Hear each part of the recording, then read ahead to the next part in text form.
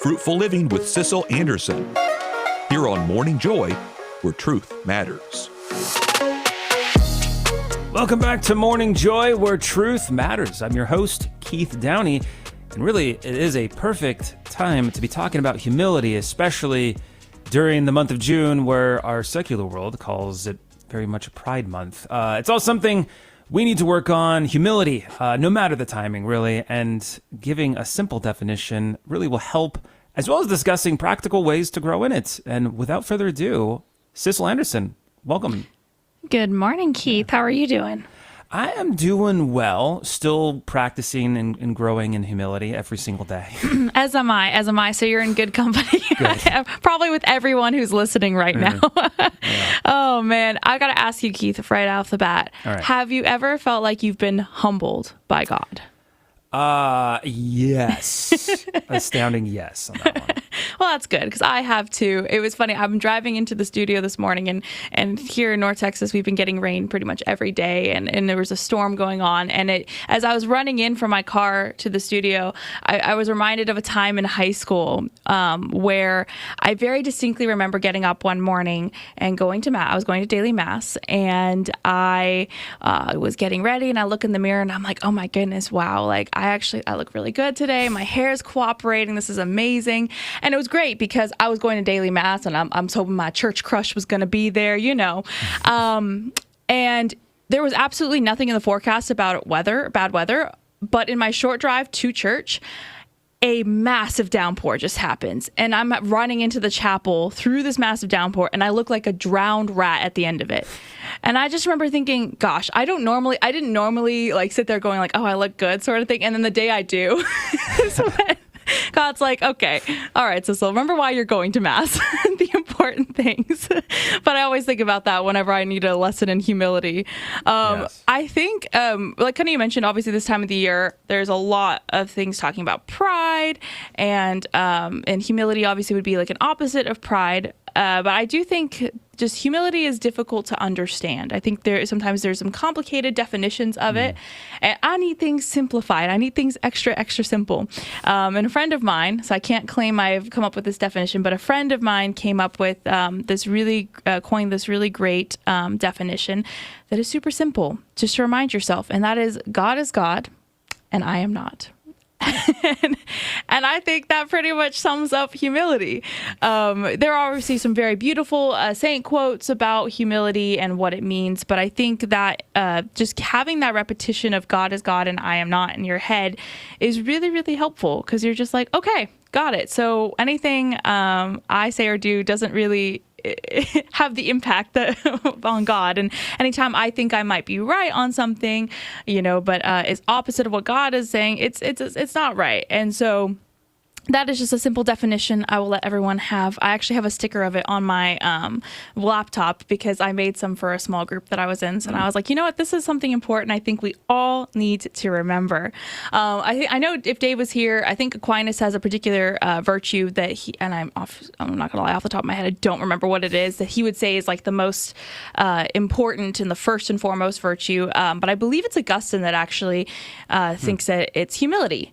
And when I was working with a group of high school students with someone who is wiser, spiritually wiser, and just wiser in general. She was kind of breaking down the process of beginning a prayer life. And the very first topic she wanted to touch on was humility.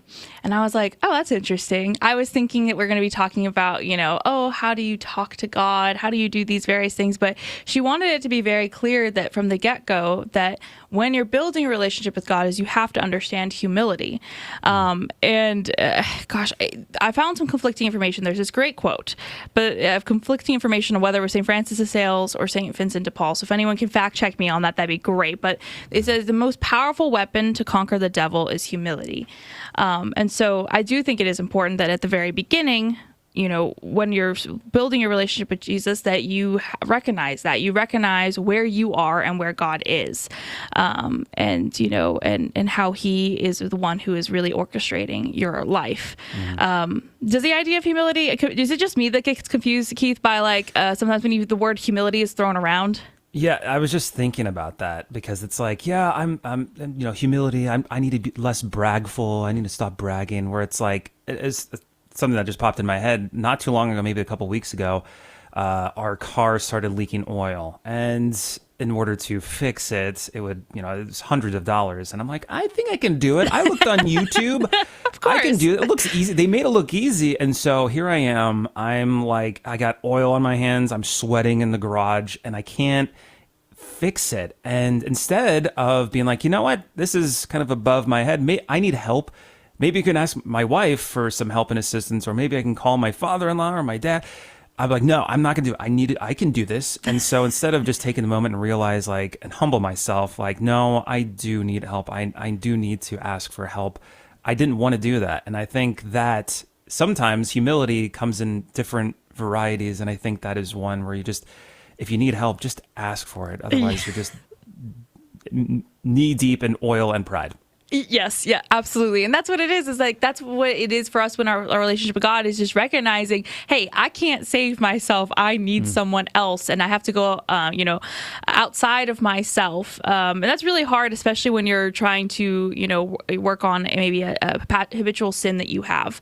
And you think, oh, I can take care of this myself. I don't need anyone else. I don't need even to include Jesus in this. And you're just really going to go on a really, really uphill battle with like a giant stone strapped to your back. By the way, Debbie fact checked, and it's St. Vincent de Paul who said the quote about the most powerful weapon to conquer the devil is humility. Because obviously when we have pride, the devil can really work with that a lot. Whereas if we have humility and we're really recognizing our position, again, St. Thomas Aquinas is really big about ordering, different natures like humans and then angels. And obviously, so recognizing that is really good. There is I'm sure most of people listening right now know this prayer. It's a really, really beautiful one. It's a Litany of Humility.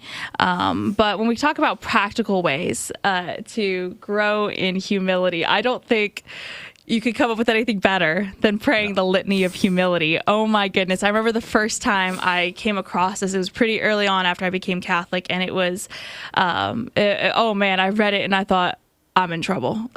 This is really, really bad. For anyone who's not familiar, it's a really beautiful long litany where you're basically, the first part, you're asking, from the desire of being approved, deliver me, Jesus, from the desire of being loved, deliver me, Jesus. And then on the second half, you're saying things like that others may be praised and I go unnoticed. Jesus, grant me the grace to desire it. And I really love the verbiage of that response. Jesus, grant me the grace, because I think the author of this knew that we were going to need a heck of a lot of grace to be able to say those things. And you can say those things, but it's very different to live it. And so sometimes what I have done is that when I'm reading and I'm praying this, I kind of look over it and I go, which one of these hurts the most? Which one of these do I wince at the most? Because I know I am not doing it well.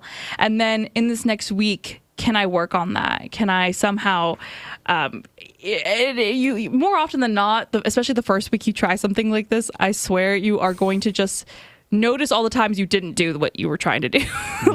When you're saying that others may be, praised and I go unnoticed, the amount of times that, I'm standing there and I've worked on something with somebody and then someone comes over and is praising the other person, like, oh, good job. Thank you so much for doing this. And I'm kind of like, actually, I also helped, I was there too. And I'm like, why did I need to say that? That didn't need to come out. That was an opportunity for humility and I missed it. So maybe the first few weeks or months or years, it's going to be a lot of reflection on, I wasn't humble here where I could have been. And of course, again, the words on your lips need to be, Jesus, grant me the grace to desire it, because it is a habit that you have to build. And it's really, really, really hard. Have you prayed the Litany of Humility before? Yes. And like you said, it can be crushing to pray it, because it's like some of those things, like you said, wanting to have others get more attention than yourself. I worked in sales, and there'd be times where people would get, congratulated, and then, you're just kind of in the corner, just like, okay, I did some good stuff too, but I guess I'll just congratulate this person because they deserve it. So it's just trying to get over that mentality of yes, them raise somebody else up, not me. It's tough. Yeah, and it's even hard, even within yourself. You have the, don't let your left hand know what your right hand is doing. Okay, so like maybe you've done a good deed, maybe even a really big good deed. And maybe you don't tell anyone. Great, good job. You've passed that, you've passed that.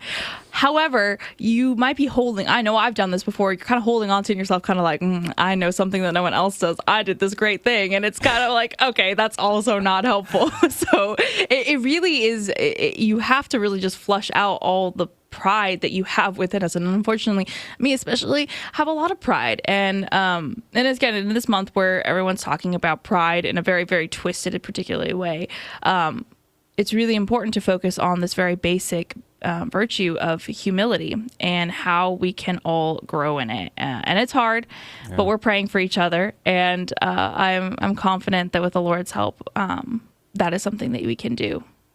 Yeah, and it's interesting too that pride sometimes manifests itself into a positive thing or like positivity. Because I remember when I did work in sales, there'd be meetings where it'd be like, oh, hey, tell us something that you're proud of that you did this week. Like, what are you really proud of, and share it with everybody. I'm like, I don't know how to do this. Like, this feels wrong when I'm like, I'm proud because I did this or that. It's like, well, how do you change that and flip it around in humility? You know what I mean? Like, I don't know if anybody else out there has come across something like that where you're asked to, share something that you're proud of.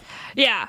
Without being self-deprecating, because that's a big common thing that we have nowadays, being like, oh, I didn't do anything. You can't also have that false humility. Right. But you could just be like, you know what? I'm really grateful for, things that were given to me.